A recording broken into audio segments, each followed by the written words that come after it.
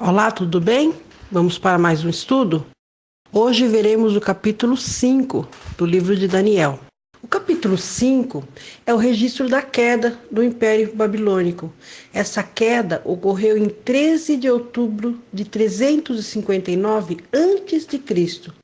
E o acontecimento é registrado nesse capítulo de Daniel. Ocorreu 23 anos depois da morte de Nabucodonosor. Nessa época, Daniel estava com 88 anos. E quando Nabucodonosor morreu, ele deixou em seu lugar o filho dele, Evil-Merodach, que o substituiu. Só que ele reinou apenas 2 anos, porque ele foi assassinado pelo cunhado. E esse cunhado também ficou pouco tempo no poder. Ele morreu 4 anos depois e deixou no lugar o seu filho menor, que na época ainda era menor. Só que alguns conspiradores também mataram o menino e apontaram Nabonido como sucessor. 4 anos depois, Nabonido confiou o reino dele ao seu filho Belsazar. É sobre esse rei, então, que fala o capítulo de hoje. Vejam que a corrupção política não é só na nossa época, não é só no nosso Brasil, não. Já naquela época existia essa corrupção. E ainda pior, matavam-se uns aos outros. E a arqueologia, inclusive, confirma a existência de Belsazar. Em 1861, foi traduzida uma oração escrita em caracteres cuneiformes, oferecida pelo rei Nabonido, onde ele pede aos deuses que abençoe o seu filho Belsazar. A arqueologia também comprova a existência de Nabonido, que deixou seu trono para seu filho Belsazar. Em 1924, foi traduzido e publicado o Poema de Nabonidos. Ele se encontra no Museu Britânico. Esse documento histórico oficial atesta que Nabonidos deixou Babilônia e se dirigiu a Tema. E no seu trono ele deixou seu filho, então, Belsazar. No capítulo 2, nós estudamos a respeito do sonho de Nabucodonosor, onde Deus revelou a ele que, apesar dele ser rico e poderoso, o reino dele passaria. No estudo de hoje, nós veremos então o cumprimento dessa profecia.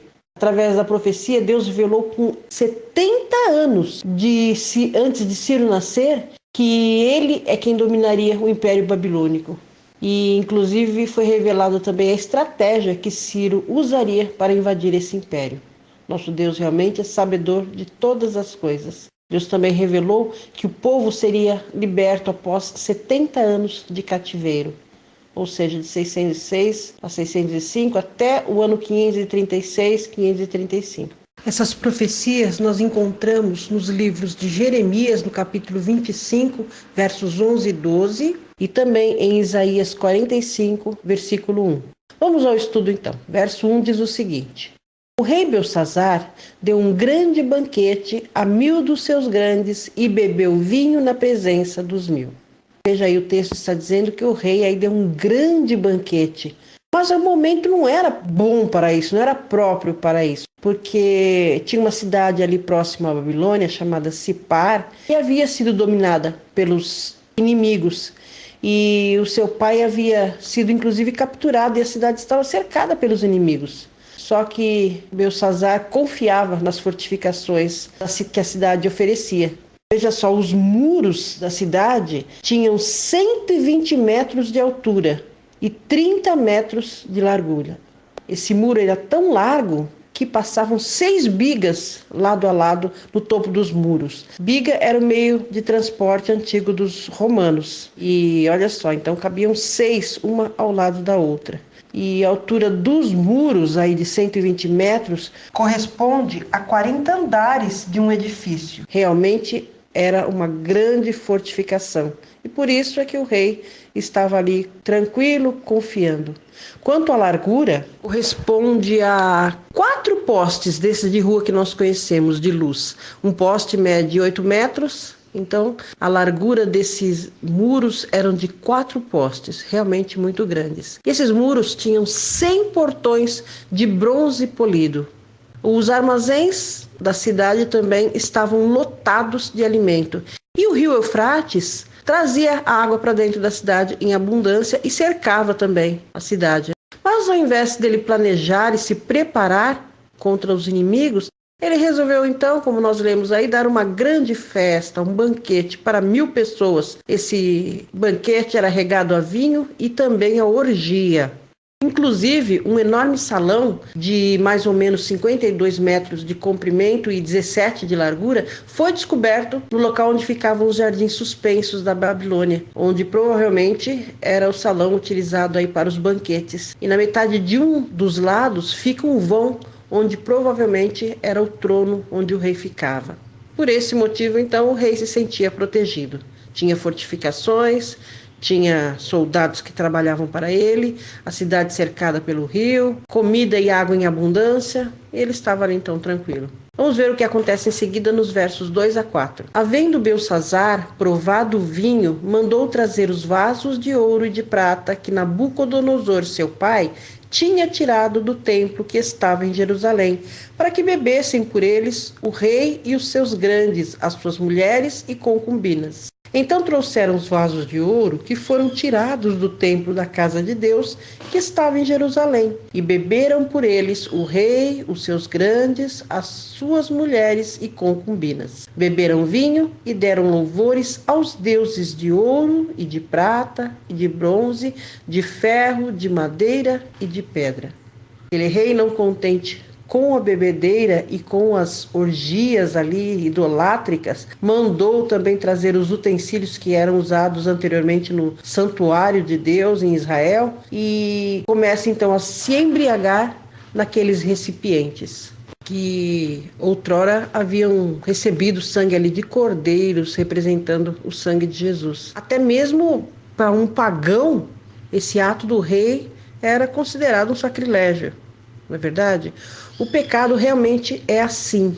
Quando ele é acariciado, leva a pessoa a uma cegueira, a tal ponto que ela não discerne mais o sagrado do profano. E com absoluto escárnio e desdém para com os judeus e o Deus dos judeus, aquele rei embriagado ordenou então que os vasos do templo deles fossem então usados de maneira que pudesse fazer então deboche do nome do Deus dos judeus. E com esse gesto, ele estava como querendo dizer que assim como os judeus eram cativos deles, os deuses deles eram superiores ao Deus dos judeus. É interessante notar que entre os materiais pelos quais os deuses deles eram feitos, eram iguais aos metais da estátua lá do sonho de Nabucodonosor, como se eles realmente estivessem afrontando o Deus dos judeus. Versos 5 e 6 diz o seguinte: Na mesma hora apareceram os dedos de mão de homem e escreviam defronte do castiçal na caiadura da parede do palácio real, e o rei via a parte da mão que estava escrevendo. Mudou-se então o semblante do rei e os seus pensamentos o perturbaram. As juntas dos seus lombos se relaxaram e os seus joelhos batiam um no outro. Então, mesmo embriagado, o rei treme ao ver algo ali sobrenatural. Também na certeza que ele estava ali em pecado. A resposta de Deus à blasfêmia daquele rei foi imediata. Belçazar não era ignorante, ele sabia o que estava fazendo. O avô de Belçazar, que foi Nabucodonosor, tinha registrado a experiência que tornou o seu orgulho em humildade. E os registros estavam nos arquivos do império, justamente com o propósito de evitar que os sucessores dele repetissem esse erro. Mas Belçazar recusou dar ouvidos às advertências. Aquela atmosfera festiva se transformou agora em um terrível momento de silêncio e de temor. Os convidados então se dirigiram ao rei para encontrar nele coragem, mas o rei também estava com medo, estava ali paralisado. Enquanto isso, do outro lado, de fora da cidade, os inimigos estavam então se aproximando. Tente só imaginar dedos de uma mão separada do braço escrevendo na parede. Realmente era algo assustador, ainda mais na circunstância em que se encontravam. A própria escrita deve ter se destacado ao ponto de causar indignação em todos os presentes ali.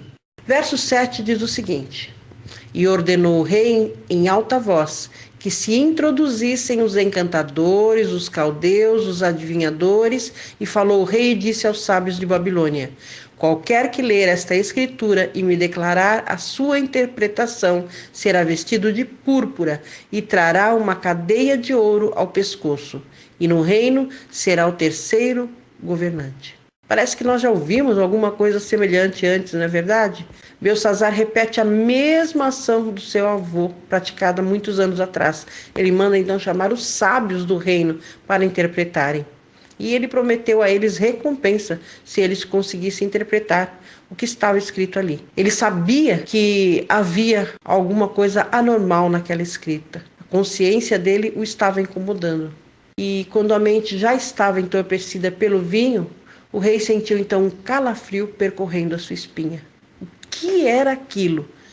Ele deve ter esfregado os olhos quando viu aquela mão misteriosa escrevendo naquela parede branca. E ele tentou se recompor, apesar dos joelhos ali tremendo, né?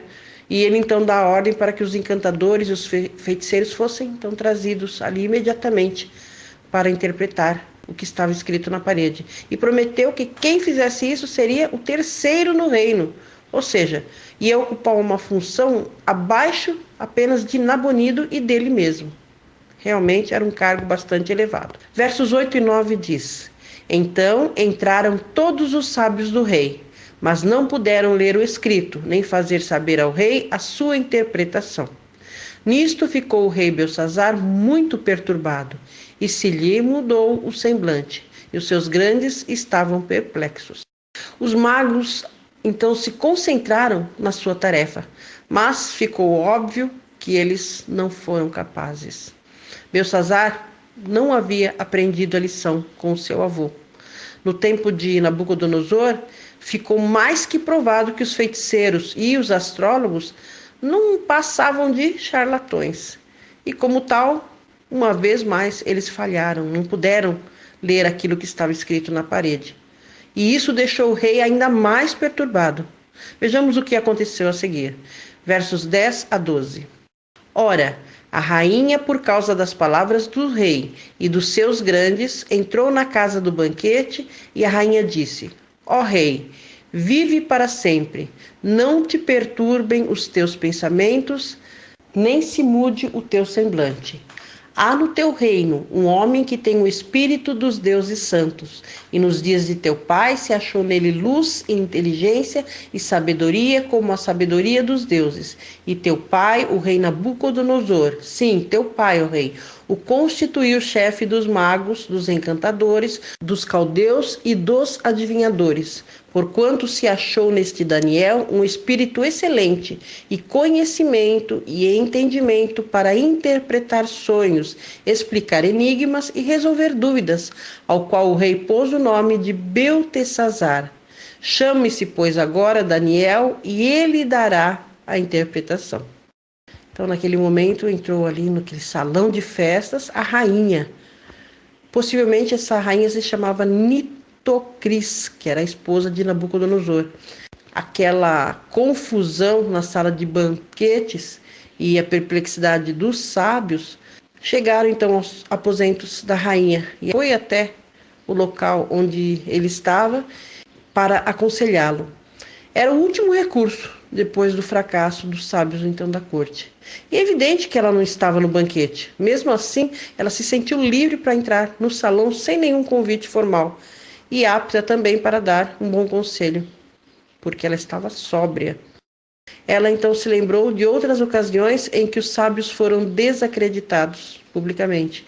Lembrou também de um homem que tivera sucesso quando os demais falharam.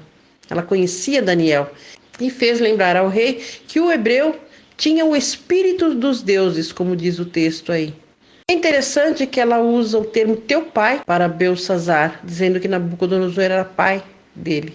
É isso porque Nabonido, Belsazzar, tinha se casado com a filha de Nabucodonosor. Então Belsazzar era neto do grande rei.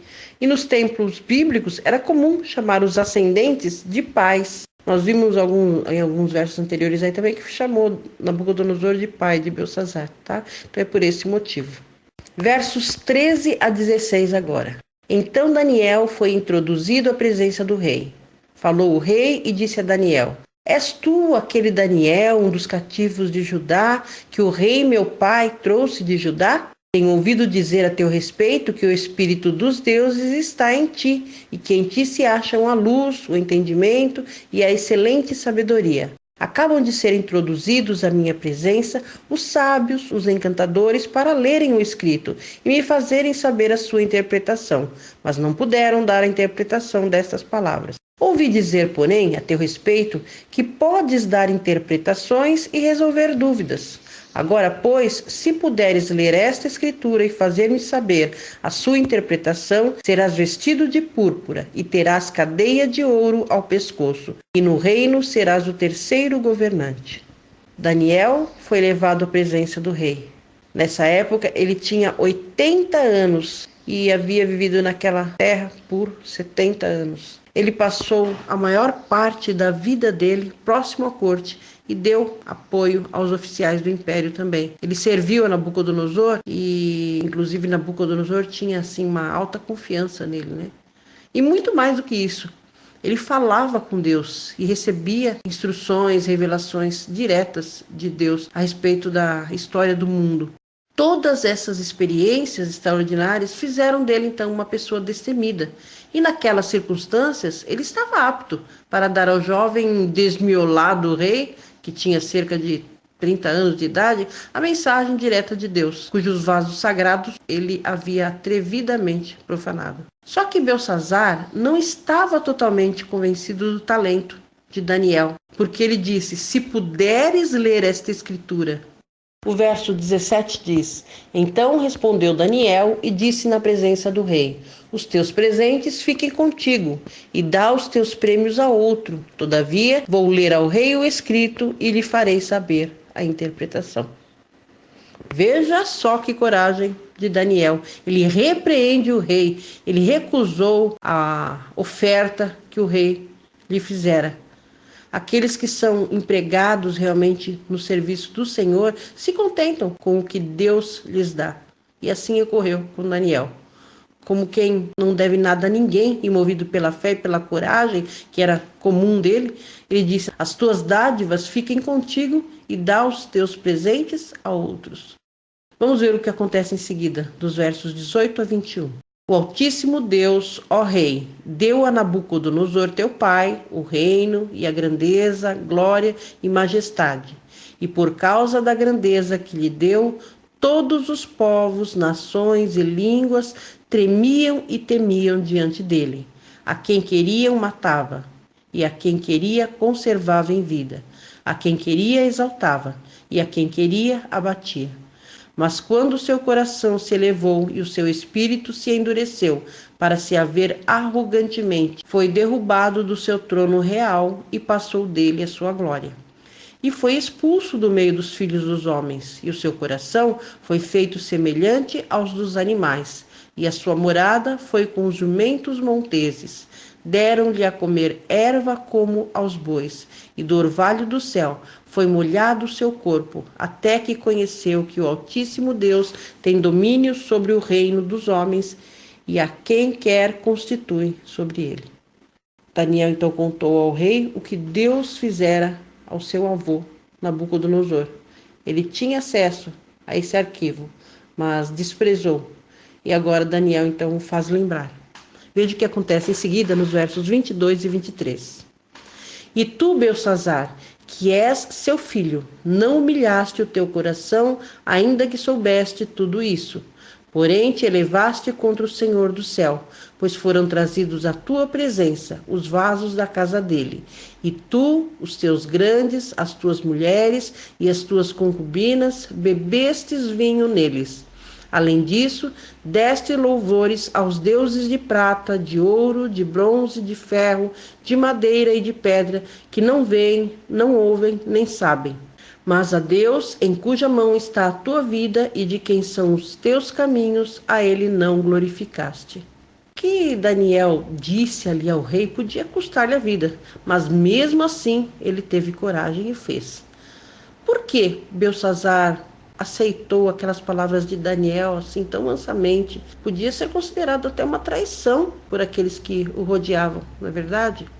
A resposta é simples: pelo terror de Deus que estava sobre todos ali, inclusive sobre o rei. Quando o profeta de Deus tomou conta ali da situação, não houve ninguém capaz de causar-lhe dano ou de fazer oposição à sua mensagem.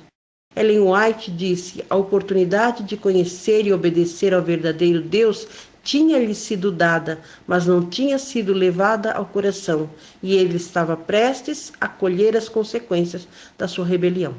Isso está escrito em Profetas e Reis, a página 529. Embora o rei soubesse de tudo isso, ele não humilhou o coração. Em vez de se arrepender, ele ignorou a luz que recebera. De qualquer forma, todos têm oportunidades de escolher o caminho certo. Se usam mal a liberdade que possuem, a luz da verdade que lhes foi apresentada, então devem assumir as consequências dessa escolha. E foi o que aconteceu com aquele rei inconsequente. Vejamos o que aconteceu em seguida, versos 24 a 28. Então dele foi enviada aquela parte da mão que traçou o escrito. Esta, pois, é a escritura que foi traçada. Mene, mene, tekel, ufarsim. Esta é a interpretação daquilo. Mene, com teu Deus, o teu reino, e o acabou. Tekel, pesado foste na balança e foste achado em falta. Peres, dividido está o teu reino e entregue aos medos e persas. O texto ali era um anagrama, ou seja, de uma palavra se formam outras. E Daniel dá então uma mensagem simples: contado, pesado e dividido. A inscrição ali traduzida por Daniel era nada mais, nada menos do que o juízo contra a Babilônia e contra aquele rei. Mene, contou Deus o teu reino. Há um tempo ou uma medida para tudo. Mais cedo ou mais tarde, cada um vai dar conta daquilo que fez, daquilo que não fez, daquilo que falou, daquilo que deixou de falar. Enfim, vamos dar conta de tudo.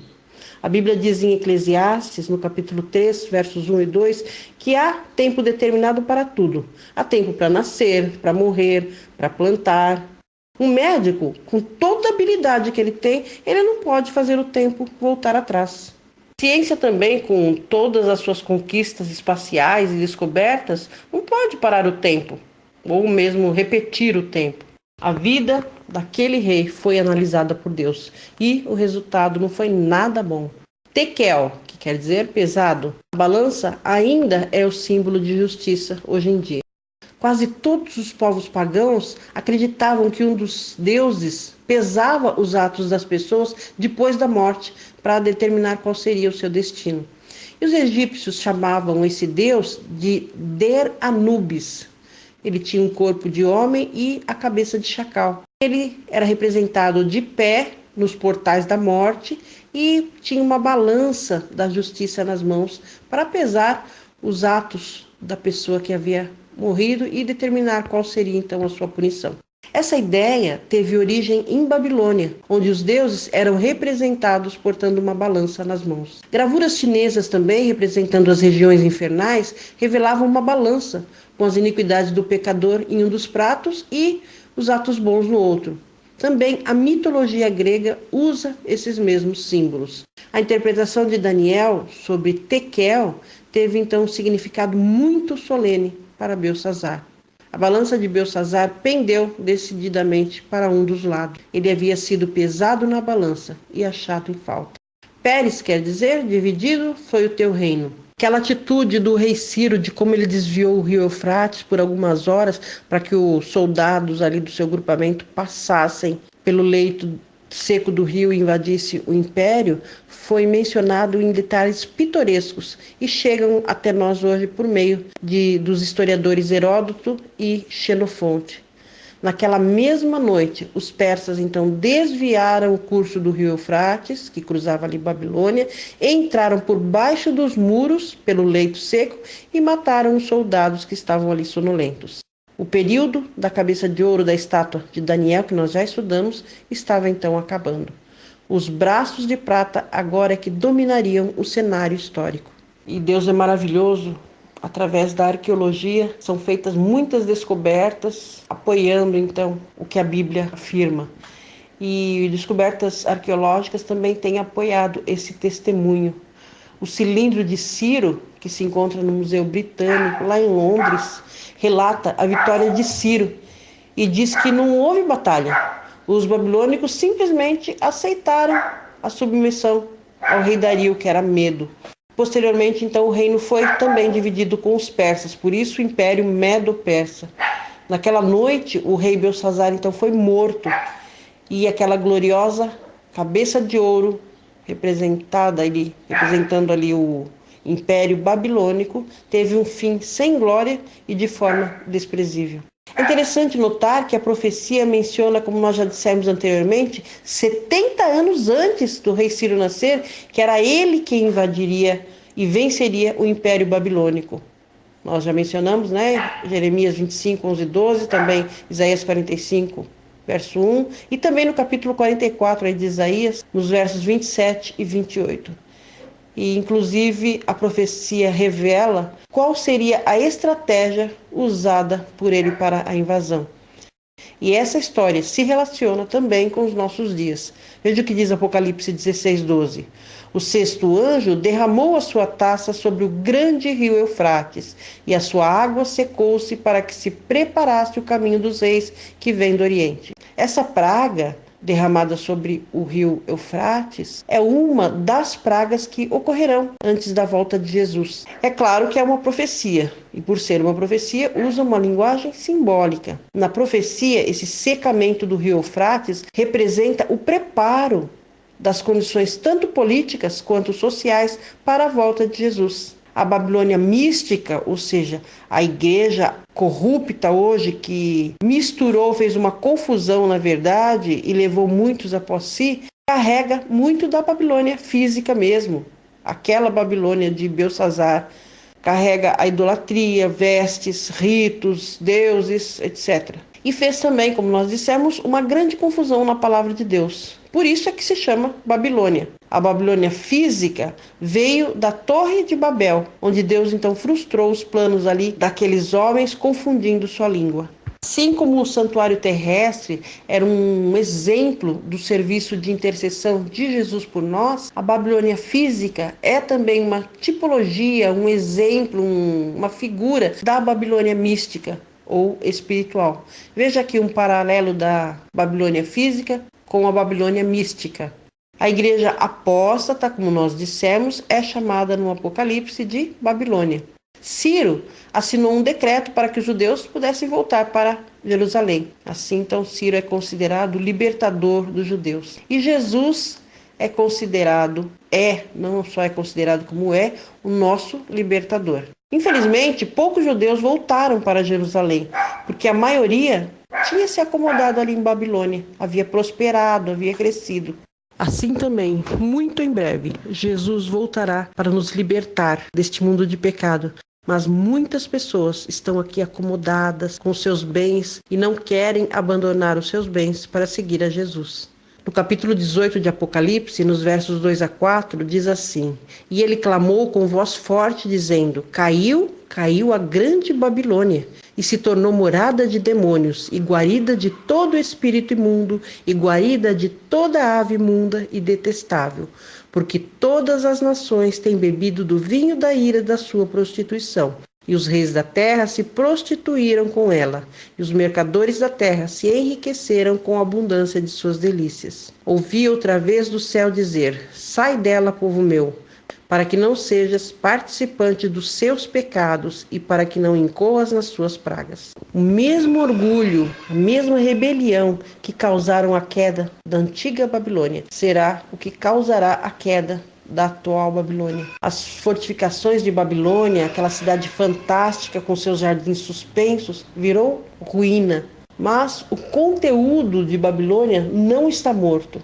A Babilônia moderna terá a mesma sorte que teve a antiga cidade, e todos que se recusarem a sair dela e a renunciar o seu orgulho, seus costumes e práticas serão também destruídos. A parte dos destroços da Babilônia moderna, haverá um reino maravilhoso, um reino novo e eterno, Deus nos promete. Como diz a Bíblia, onde habita a justiça.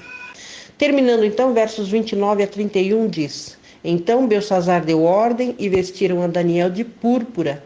Puseram-lhe uma cadeia de ouro ao pescoço e proclamaram a respeito dele que seria o terceiro em autoridade no reino. Naquela mesma noite, o rei dos caldeus foi morto. E Dario, o Medo, recebeu o reino tendo cerca de 62 anos de idade. Nossa, dá a impressão que realmente Belsazar estava bêbado para entender o significado do que aconteceria ali, né? E do que aconteceria, porque ele deu ordens para que a sua promessa com relação a Daniel fosse cumprida. Ele mandou vesti-lo e promovê-lo. Olha só que interessante. Só que essa promoção aí não se concretizou, porque o rei morreu naquela mesma noite, como diz o verso aí, e um novo império tomou conta então do governo. Já pensou que você pode estar sendo pesado hoje, assim como aquele rei também foi pesado?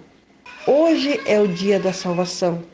Paulo diz isso lá em 2 Coríntios, no capítulo 6, versículo 2. Qual a sua situação diante de Deus? Para que lado vai pender o prato da sua balança? Satanás, infelizmente, nos conhece bem. Ele sabe que pontos fracos explorar para nos manter presos a uma vida de pecado. Aquilo que nós ouvimos, que nós lemos, assistimos, aquilo que nós pensamos, que nós comemos, de uma forma ou de outra, contribuirá para decidir o nosso destino. Por isso, devemos fazer escolhas sábias, orientados pela palavra de Deus e fortalecidos pelo poder do Espírito Santo, o mesmo Espírito que em Daniel era cheio. Deus te abençoe e te dê sabedoria para fazer sempre a vontade de Deus, que é a escolha certa. No nosso próximo estudo, veremos o capítulo 6 do livro de Daniel. Fique com Deus e até o nosso próximo encontro.